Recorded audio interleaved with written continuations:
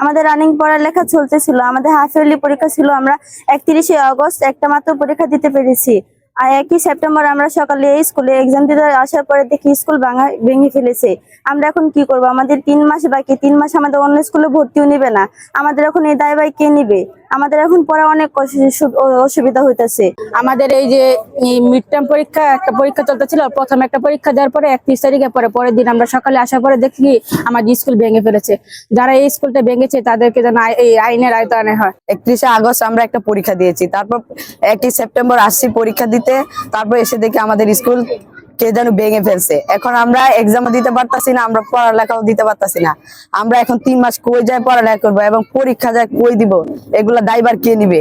এখন আমরা চাই যারা আমাদের স্কুলে ভাঙছে তাদের আইনের আওতায় আনুক এবং আমাদের দ্রুত পড়ার ব্যবস্থা করে দেখ, আমরা এটাই চাই। আমরা যে মিড টার্ম পরীক্ষা দিয়েছিলাম 31 তারিখে, তারপরে সকালে যখন আমরা আসছি স্কুলে তখন দেখি স্কুলটা ভাঙা। তারপর আমরা কিভাবে ক্লাস করবো? আমরা 3 মাস কোথায় গিয়ে পড়বো? তাদের একটা বিচার চাই। যারা এইসব করেছে আইনের আওতায় আনা হোক, তাদের দৃষ্টান্তমূলক বিচার চাই। স্টুডেন্ট আছে 60 জনের মতো, আর আমরা টিচার হচ্ছে 8 জন। আর মানে এখন আমাদের মেন হচ্ছে আমরা আমাদের স্কুল চাই। আর মানে এখন এই স্টুডেন্ট গুলো কোথায় ভর্তি হবে শেষ পর্যায়ে এসে? আর ওরা হচ্ছে সবাই অনেক দরিদ্র ঘরের ছিল।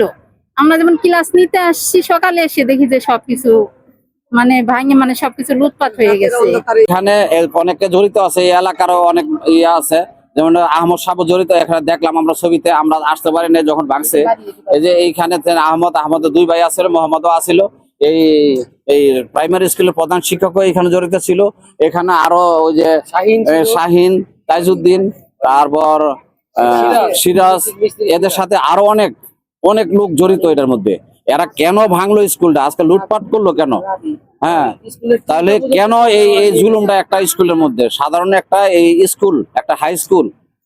হঠাৎ করে গত বুধবার এবং বৃহস্পতিবার 2 দিনে এই স্কুলের সমস্ত জিনিসপত্র লুটপাট করে নেওয়া হয় এবং পরদিন বৃহস্পতিবারে এই যা কিছু আছে এই স্কুলের সমস্ত কিছু আবার পরের দিন বিল্ডিংটা ভাঙা হয়।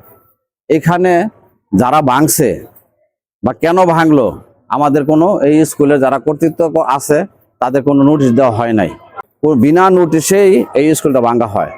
এটা আজকে এই স্কুলের জন্য মন্ত্রণালয় চিঠি গেছে, মন্ত্রণালয় থেকে তারা পর্যবেক্ষণ করে এসে দেখা গেছে স্কুল হাজী গফরউদ্দিন মডেল স্কুল, এটা দেখা গেছে।